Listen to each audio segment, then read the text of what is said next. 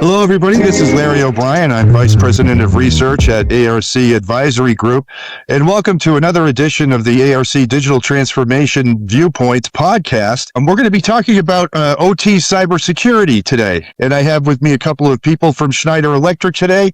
I have Zakarya Drias, who's the OT cybersecurity leader for Schneider Electric, and I have Nasir Mundh, who, and refresh my memory, Nasir, because I know you just got a new title at Schneider. So, what's your new title at Schneider? Hey, Larry. So, my title now is Cybersecurity Services Business Leader for the Energy Management business. Yeah.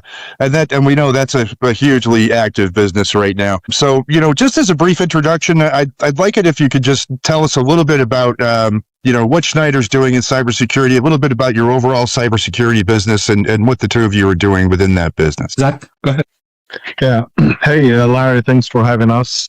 So basically, what we do inside Schneider is really helping our customers manage risk of their operations. So position ourselves as a trusted partner that helps them really navigating all these cyber risks and threats to their operations. And we walk the journey with them that starts usually from helping them understand their cybersecurity posture. So we assess their current situation, whether from a processes perspective, people, and their current systems. We run assessments from asset inventory to risk assessments. And then based on that, we build with our customers roadmaps and programs on what they need to do to implement cybersecurity as an intrinsic component to their overall operations. And this results into including cybersecurity into the governance of their OT environments, into the culture they have in their operations from a people perspective,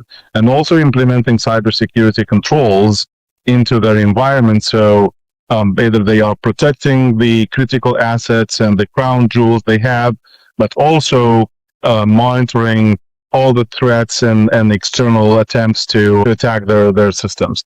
And then we continue in the journey to really help our customers operate security, and we provide managed security services that are at the same time proactive and helping customers really keep up with their exposure and the threat landscape and the threat intelligence that are contextualized to their environment, but also continuously monitor and detect and respond to any threats that's basically attempting to enter their operations.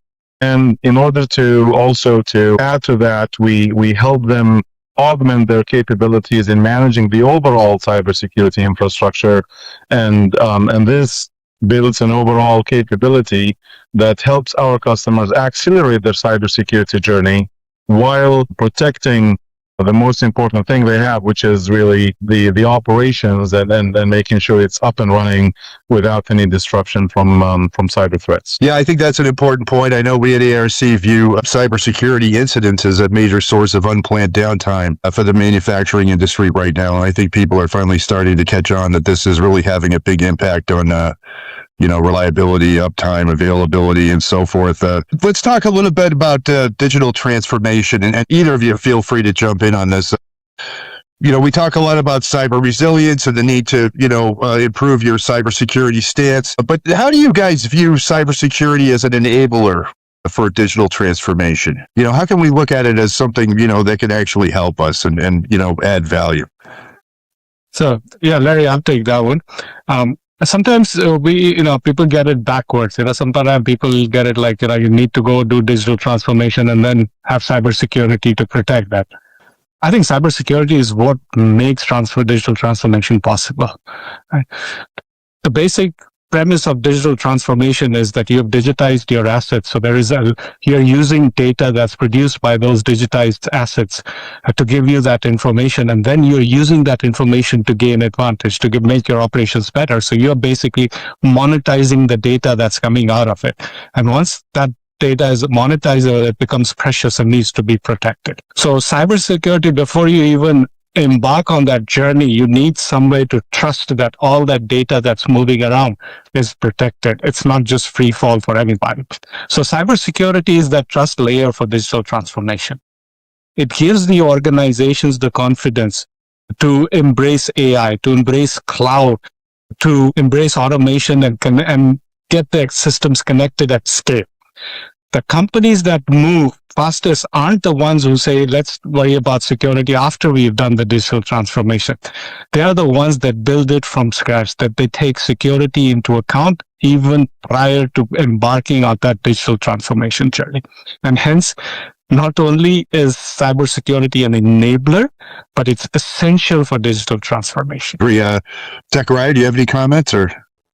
I think just a little bit to add into what Nasir has mentioned, we have actually done it a lot for our customers, and this is coming from the ground. The most successful cybersecurity engagements or digital transformation engagements, the digital transformation engagements we have with our customers, and we have a digital transformation practice all over the world, are the ones that actually take cybersecurity as an essential, as Nasir mentioned. It's not an afterthought topic. It's actually the thing to start with. And before you jump into building any systems, any processes, any data lakes, let's make sure it's secured through the design reviews, implementation of security controls, and then you move to harvesting what you have in your data, and that's our customers will be able to tell you that as well.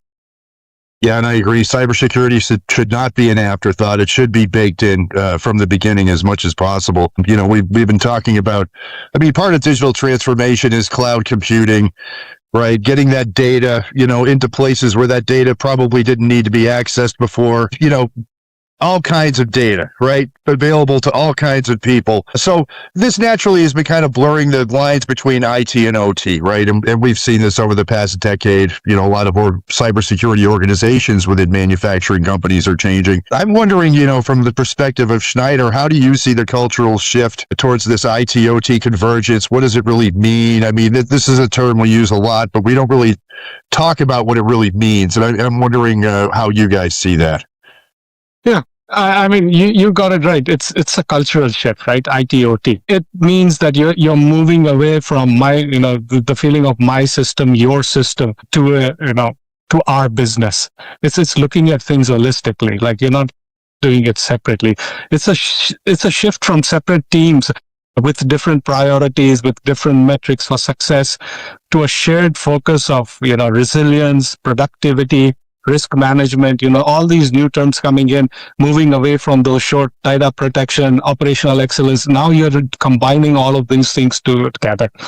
So the organizations that create that common language among all those disparate teams, see, IT/OT is a byproduct of that. The initial is the cultural shift, as you pointed out. So the businesses that create the common language of business outcomes, security, operational excellence in one conversation, that's where IT/OT convergence is real. Thanks. Zakarya, anything? Now, just maybe one point there. If you take it more from breaking the walls, actually, in a company between, as Nasir mentioned, between the factories and the corporate offices, and there is a convergence at different levels. The convergence at the technology level, which we knew is going to happen anyways, but there is the convergence from the operations, and I believe, and the processes. And I believe, as Nasir mentioned, the successful convergence is the one that's driven by the business outcome.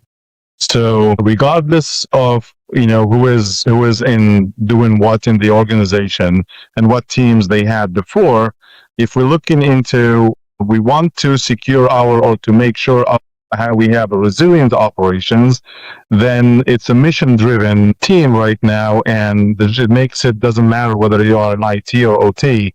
It's all oriented towards having one outcome, which is keeping the operations up and running and increasing the productivity. And that's the successful one. That's really driven by the mission, not necessarily by trying to do the translation of the operations to IT and IT to OT.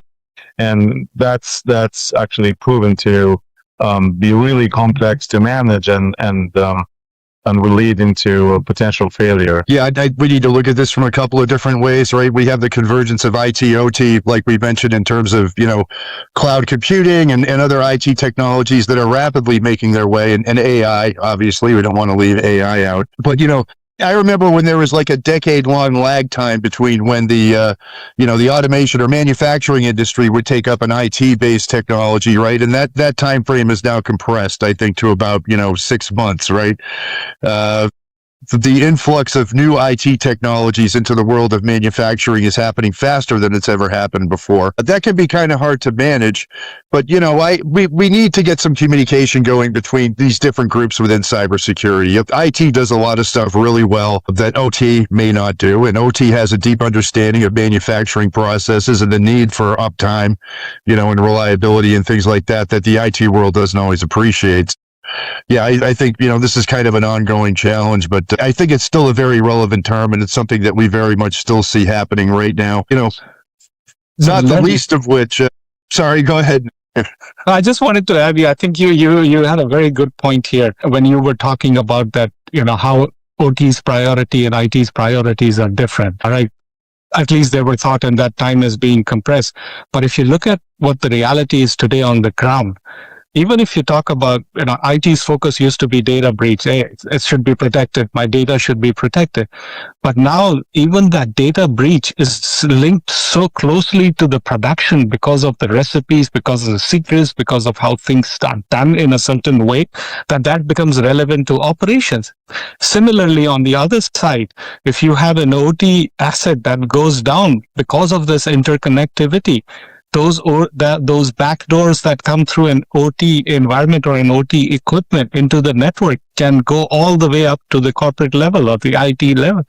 So IT-OT convergence, where it has created this value, has also created a bigger risk area, risk surface for cyber attacks. So both of them, even if they try, cannot get away from each other. They have to be combined. It has to be one language, one business resilience. We cannot separate IT resilience and OT resilience. It is just one business resilience now. I agree. And if you want a great example of how that plays out in real life, look what happens during an attack, right? I mean, if somebody's attacking you, they're not going to care if they can attack you at the IT level. That's still going to probably make your operations go down if you don't have the proper, procedures in place and so forth.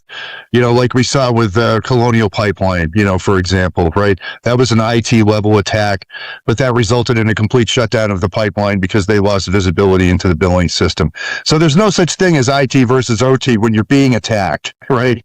You have to look at the organization holistically. I think one of the other reasons is, with all this cloud technology and so forth, and especially now that we have things like open process automation, right?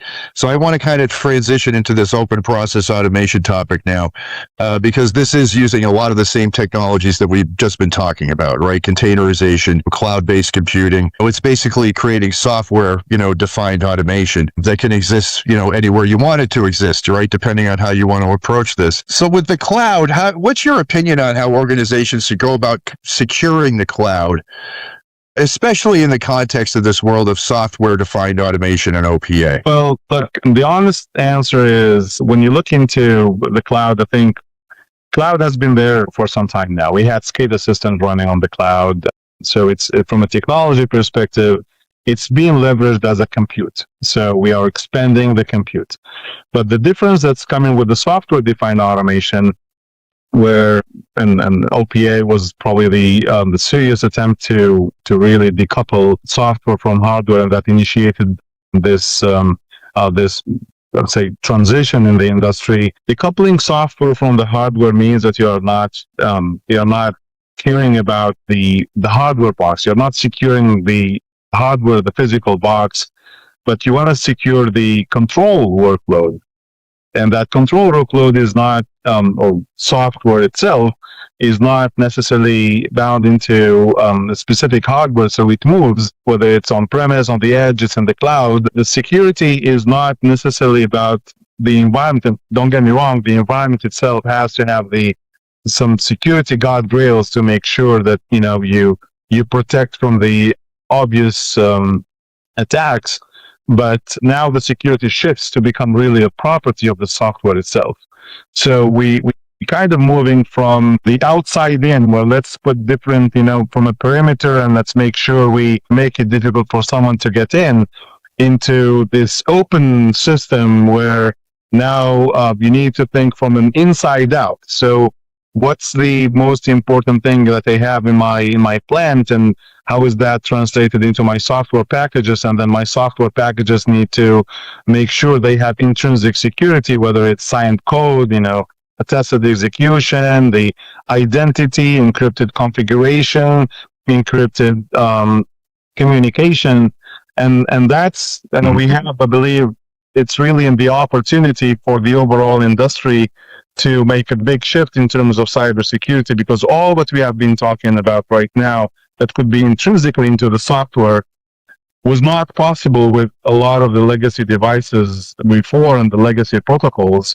So personally looking at it, it's really an opportunity for us to bring in an opportunity for us to make security better by design, by default, into the operations. And then, of course, you will see a lot of topics around zero trust and microsegmentation.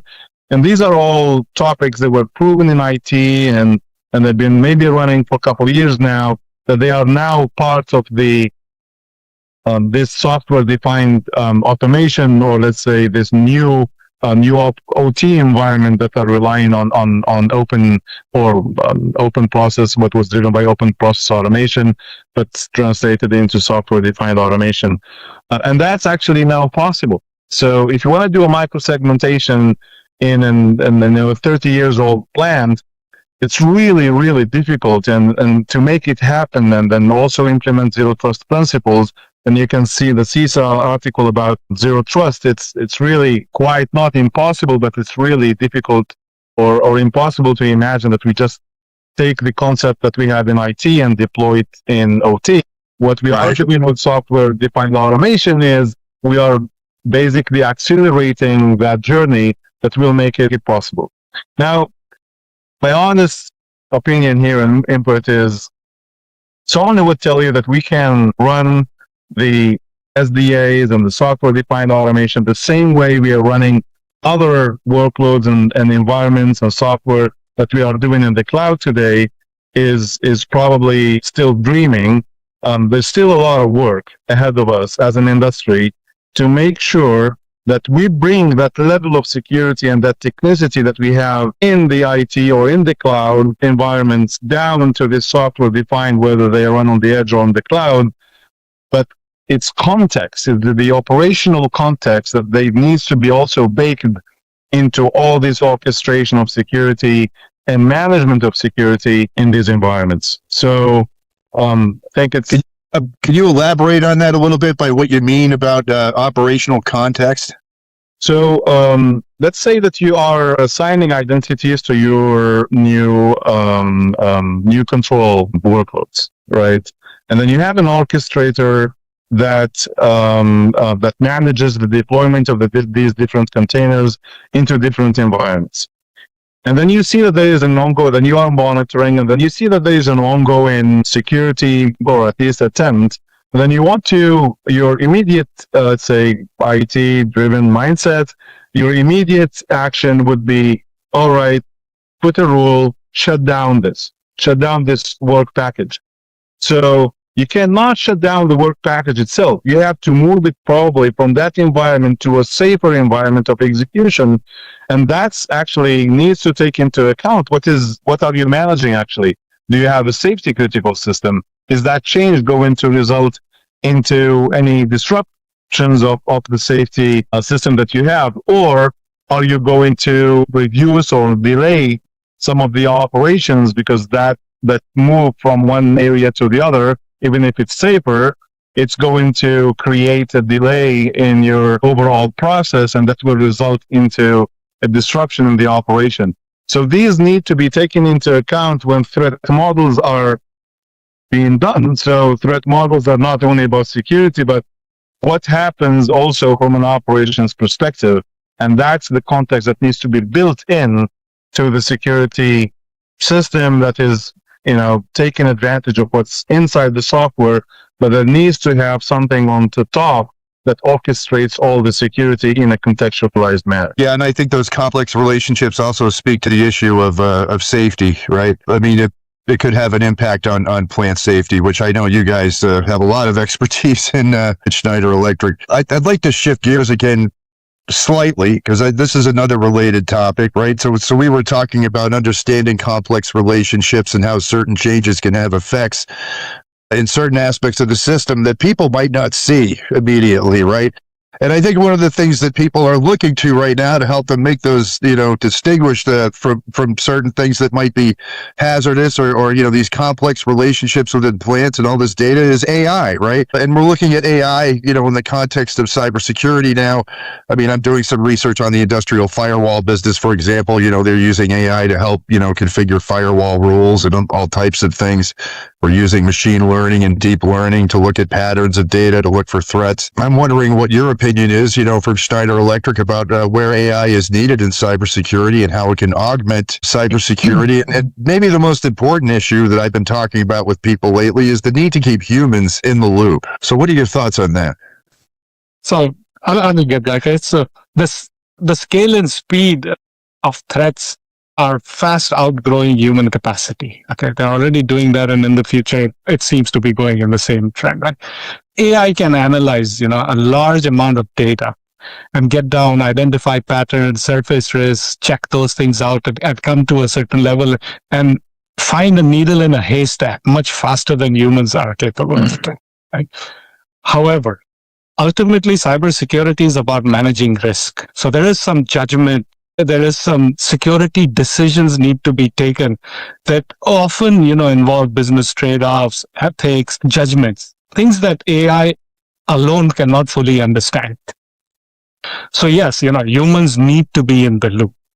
The most effective model would be AI accelerated and human led, where AI augments the human expertise that's there with data, not replace it. So AI is going to augment humans, not just replace them, because that judgment part is still going to be missing, at least for a while. Yeah, I agree. And we talked a lot about AI as kind of an enabler for autonomous operations, which I also see happening out there, but still need a human in the loop, right? I mean, these are very volatile processes. There's a lot of risk involved. And I do like the way that you're characterizing cybersecurity as based on risk, right? And that's what most of my clients, my end user clients in the process industries that I talk to, everybody's shifting to a risk-based approach to cybersecurity. I think AI in a lot of ways will enable us to do that better, because we'll be able to identify risks more effectively.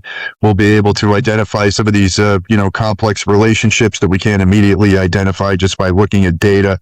And there is a lot of data, not just from cybersecurity, but from the process as well. They can give you some insight into where things might be going with the process and so forth. So yeah, I think, there's definitely a place for AI, but we cannot ignore the human in the loop. Zakarya, did you want to make any comments? I think I just think to add to your point, to Nasir's point, on the concrete example that we have seen is, if you look into, for example, the detection and response to threats, or let's say responding to risk situation, the trade-offs. We went from people not noticing incidents to right now we know about them, but to respond to them it takes a long time.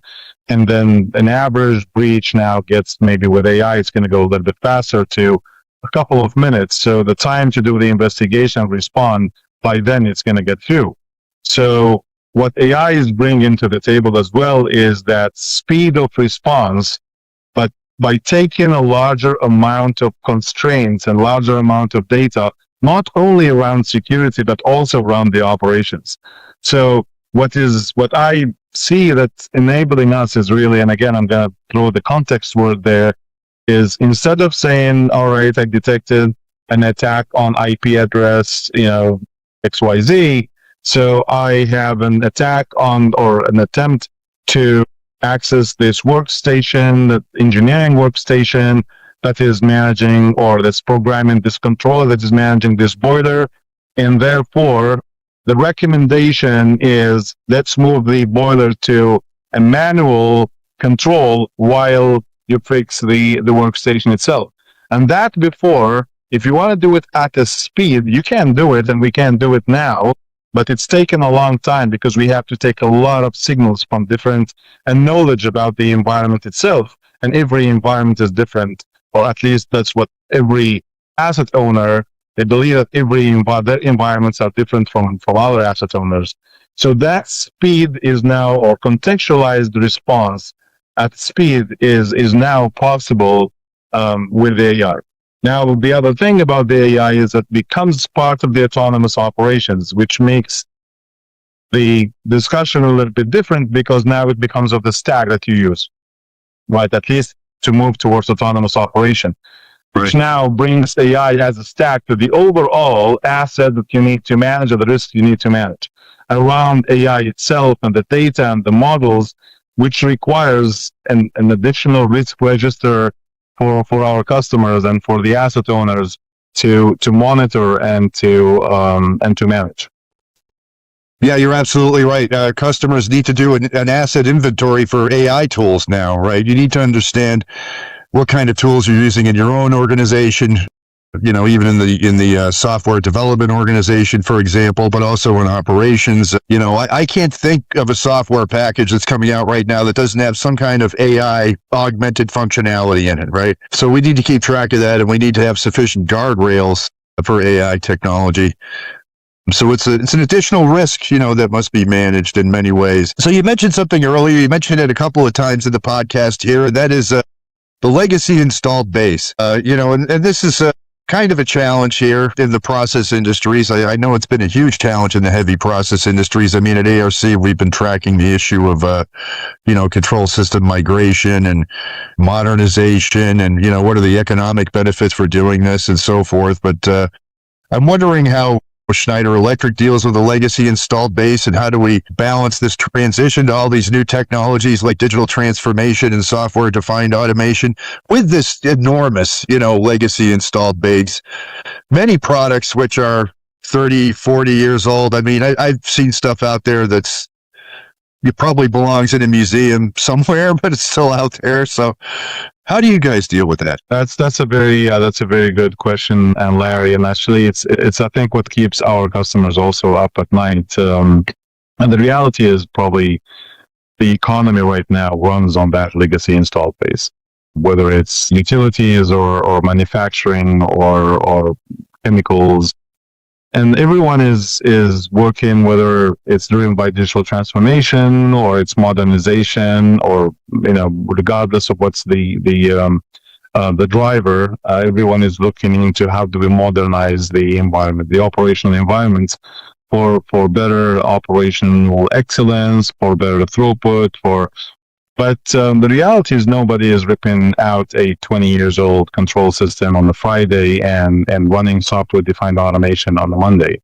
So it's a journey and it's a strategy. There will be always coexistence of installed base and new systems together. And then both systems have to coexist not only from an operational perspective, where they have to operate the plant, but they also have to coexist from all the required properties. If we consider cybersecurity as being one, safety being another one, and we look into cybersecurity, as we mentioned earlier, it's a risk-based approach.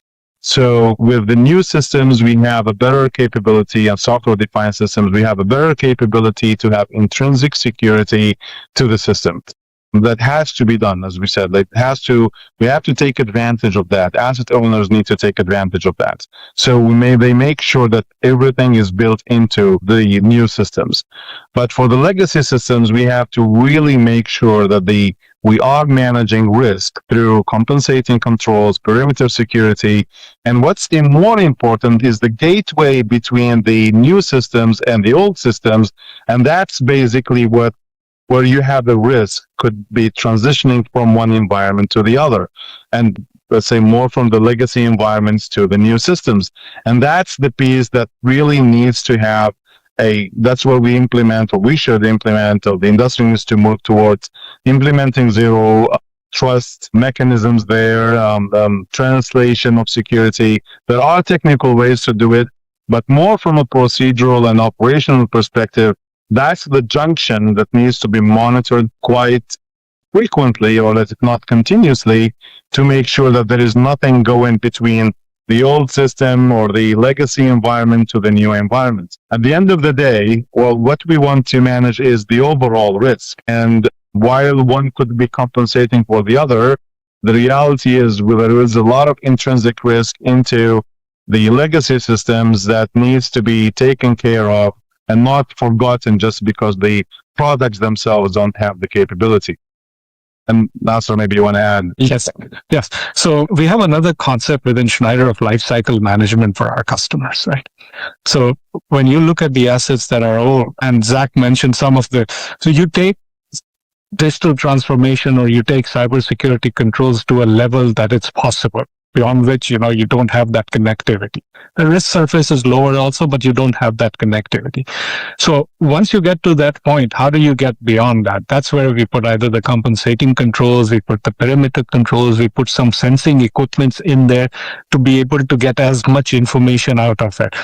You could put some level of sensors that measure let's say that measures the vibration there in those equipments, or anything else like that from an operational perspective, and try to extract as much data as possible until you get to a point where that end of life equipment that's possibly end of life, or deserve to be in a museum kind of equipment that's going to be replaced. But until that point, you're going to take that digital transformation along with, or rather cybersecurity along with digital transformation up to the point where it's possible. And then beyond that, monitor the compensatory controls, to put sensors in there to get as much information out of that legacy. But that all kind of fits into the framework of lifecycle management for our customers' assets as a service.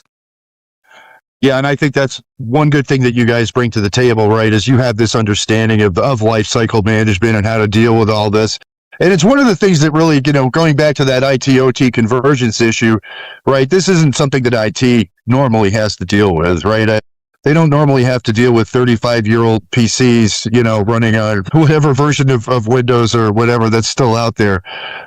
So it is kind of unique, I think, to the manufacturing and critical infrastructure sector. And anybody that you're dealing with is going to have to understand that if you want to have an effective solution. So we've talked about AI.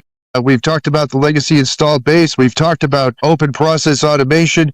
I think the only other major topic we have to discuss here, it's kind of related to all of these, is regulatory compliance. And this is a topic that we've seen a lot here at ARC in the past year and a half, especially because of the new European Union cybersecurity regulations, as I'm sure you've all heard of, good old NIS2.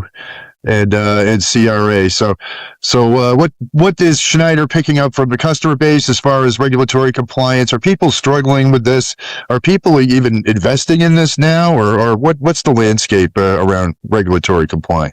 That's an ocean to boil right now. Yeah, it's an ocean to boil. That's a huge topic that we could have multiple podcasts on. Maybe we can get to that in the next podcast. We can get to that one in a little more detail. I love more. I mean, we can have multiple. I mean, NIS2 by itself is a podcast. Literally, the amount of elements that are with there. And not only that, but the complexity of the countries able to use whatever from there and adopt it to their own requirements. That in itself is an exercise with the time lag and everything. So right now, to give any succinct answer on regulatory compliance, everybody has to. Some have to do it by legal mandate, some have to do it by industry practices, but everybody has to somehow do that. Everybody is investing, some by force, like I said, some by law, they have to do it, otherwise there are legal implications of it, and some have to do it because there are industry practices, and in case of something wrong going on, that's what they will be measured again. So it's there. In order to get into each one of them would take some level of time of how are people looking at NIS2 and investing against that. What's happening to NERC-CEP? It's still there. How do people come around this? What's the evolution of NERC-CEP? What are the regulations that are there? What are the regulations that would come? What is the Critical Infrastructure Act? It's just an endless topic that is very, you can't kind of compress it into a one small answer. But in short, if we have to, yes, it's real. Regulatory compliance is real. Yes, people are aware of it. And yes, they are trying to make investments into those. Would be how I look at it. Yeah, we could definitely get into more detail about that in the next podcast, because we will be having another podcast with Schneider Electric on the topic of cybersecurity. I think that's probably all the time we have for today. I really want to thank you guys for talking about these issues with me. There is a lot happening in industrial cybersecurity right now, and will continue to happen throughout the next year. So again, my name's Larry O'Brien. This has been another installment of the ARC Digital Transformation Viewpoints podcast. Once again, I've been talking to Zach Drias and Nasir Mundh of Schneider Electric about industrial and OT cybersecurity. And we look forward to seeing you guys in the next podcast. So thanks for coming on. Thanks, Larry. Thank you, Larry.